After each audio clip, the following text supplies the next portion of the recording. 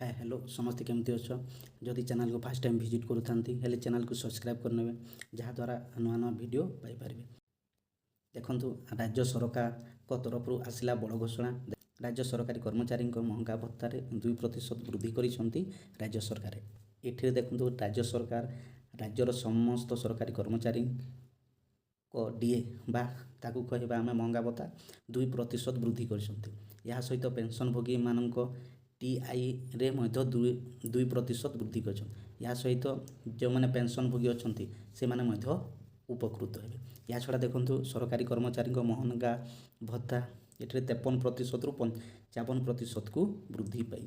ये देखु आगु सरकारी कर्मचारी पेंशन भोगी मैंने आगु से पाते 53% पाते महंगा भत्ता बा डीए एवं से 55% को वृद्धि पाई। या पुणी देखु यह जनवरी 1 रु पिछला भाव में लागू हेब। या पुणी जनवरी मासरू पिछला भाव में राज्य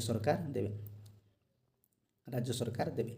यह द्वारा प्राय 8.5 लाख सरकारी कर्मचारी और पेंशनभोगी उपकृत हे। यही डीए वृद्धि होगा द्वारा राज्य सरकार अधीन कार्य करुवा समस्त सरकारी कर्मचारी प्राय 8.5 लाख सरकारी कर्मचारी और पेंशनभोगी उपकृत हे।